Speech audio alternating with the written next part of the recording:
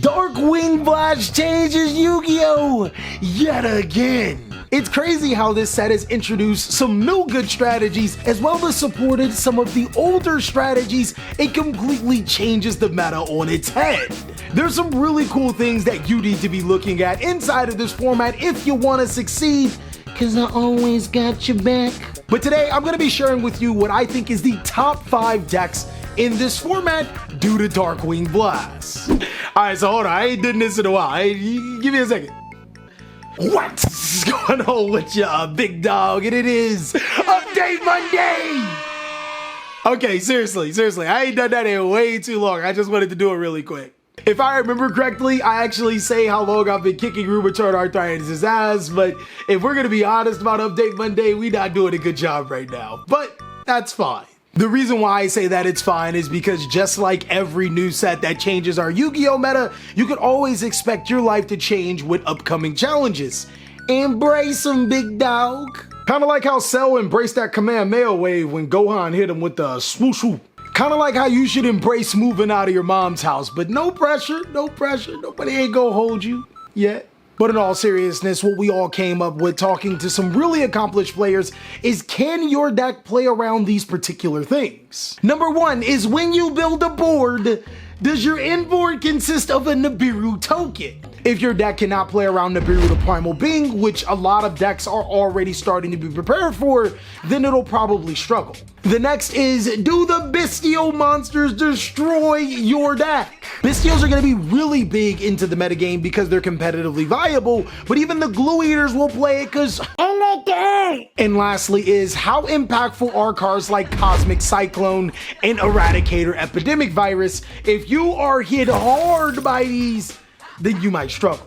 Of course, guys, I'll have deck lists for these decks throughout the week on my Patreon, just as a special thanks for helping me pay my editors. And of course, if you want to know about some of the other decks that are supported in Darkwing Blast or are very popular, then go ahead and stay tuned for the tier list. It actually just might be right there. So with that being said, it's not really hard to start off this top 5. The strategy that was the best deck in Power of the Elements pretty much gets ported on over to our Darkwing Blast format.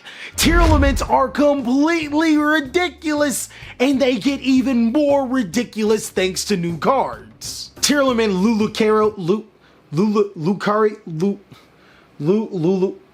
Mummy? I'm just gonna call her Lulu Mummy. Tier Element's Lulu Mummy is a new boss monster from Darkwing Blast that this deck has access to. Not only does it prevent your aqua monsters from being destroyed by battle, it also can negate special summons, like Nibiru. Last format, Nibiru the Primal Being was a huge weakness to Tier Element in any deck that incorporated the Tier Element engine. Now they can just summon this card to prevent you from Nibiruing them, and it gets worse. You need to send a Tier Element monster from your hand or field to the graveyard. Not only can you send Tier Element monsters to be able to gain the effect of Fusion Summon, you can send spell and trap cards, which I neglected to tell you they got a new spell card. To be able to gain additional Tier Element cards, it can even send itself, because Lulu Mummy can summon herself when he's sent to the graveyard by a card effect.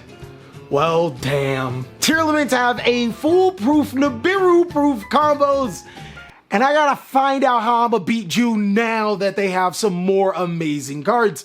But for right now, that's gonna be easily in that slot of top 5. Now, Darkwing Blast didn't just port over decks from Power of the Elements, it actually gave us support from a really old deck. It actually even made it meta. Dragon Link is insane, boys! I'm lit as boy! Rocket Dragon Link get the new Bestial monsters, which are incredible for being able to stop decks like Tier Element.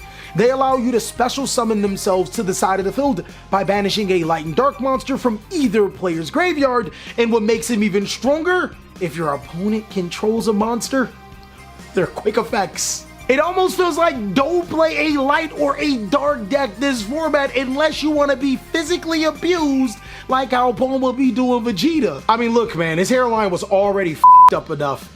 You know that Bulma be abusing this man. The Bestial monsters actually solve so many problems for Dragon Link that I didn't even know the strategy had, giving it more targets for Starlight Seyfried, giving us a replacement for the banning of Chaotic Ruler the Chaotic Magical Dragon, and also giving us hand traps in the form of extender monsters that can also get us a new trap card in Branded Beast that tributes dragons. Doggy dog. Bro, I ain't never seen something play both sides of light and dark since Anakin was player, Dust and Padme off, and still being a Jedi. Rockets also make themselves pretty Nibiru proof, as making Heretic Seal of Heavenly Spheres is always the move. If your opponent decides to tribute that off, well, you just get a free dragon monster from your deck. Keep playing, my boy. Dragon Link has always made other decks look silly, and I personally can't wait to get my hand on some of those new cards to be able to test this out. I know one thing I 100% won't be testing out, because I hate this deck. I do not like sprites, though I will acknowledge them as one of the best decks in Yu-Gi-Oh! I've been seeing a lot of hopium and copium going wrong with the banning of Rodent-Toaded. You got two types of players. You can still make totally awesome. The deck is broken. The deck is dead. Don't play this anymore.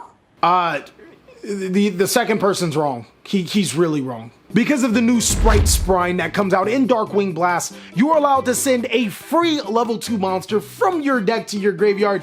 This is just all types of no thank you, sir. With enough level 2 monsters, the Sprite deck can be able to make totally awesome just by strictly summoning Swamp Frog, sending another copy, and then summoning said copy from your graveyard to the side of the field. Sprites have always been a deck that's been pretty Nibiru proof thanks to Sprite Red being their 5th summon at the worst. And what I've been noticing a lot of dirty Sprite players have been doing is teching in Nightmare Corruptor Ivli, because once they link off with this monster, they can give it to you, and you won't be special summoning Nibiru or pretty much any other types of monsters. There are some strategies that we will never have used as strategies that's really good.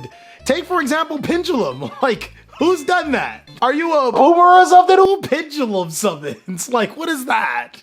Well, unfortunately for the people that don't know what a pendulum summon is, you're in for a rude awakening, as Draco Slayer seems like a really good deck. The Draco Slayer deck easily bypasses all of the Bestial cards and other cards like Abyss Dweller, which are expected to be played heavily in this format. It is a pretty good combo deck. What has always stopped Pendulum from being a good deck inside of this Yu-Gi-Oh! Meta isn't just losing Electromite, it's making this ultimate negation board that your opponent can't beat, only to lose to a card like Dark Ruler no more because you don't have any more cards in hand. But the new way this particular Pendulum deck is played is actually a lot different.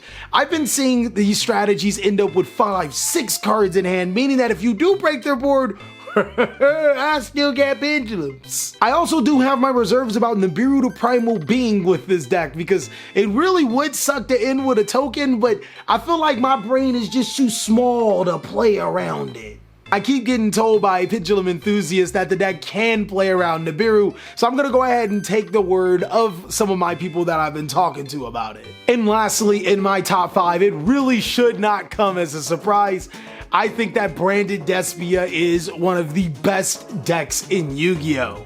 Now, Branded Despia does lose to cards like Dimensional Barrier, but for anybody that cares, no one's playing it, so let's proceed. What makes Branded Despia so powerful in this particular format is the Bestial cards. I mean, it is a part of the lore. Back then in the old days, Despia decks would be forced to make Lubellion to discard a card from their hand, losing them vital resources. Nowadays, in the new days, Despia summons Lubellion, but not that Lubellion. Because of the new Bestial cards, players have actually been going into Albion instead, using Bestial Lubellion and then tributing off the Albion to summon the Lubellion and be able to get a free branded card on end phase, as well as a continuous branded card through Lubellion's effect. The Bestial cards actually give Despia so much firepower outside of the need of fusion summoning, as the Bestial monsters themselves are pretty strong. Branded's biggest problem was always getting branded fusion negated, but now with the new Bestial cards, the deck has so many other plays that can incorporate inside of its deck,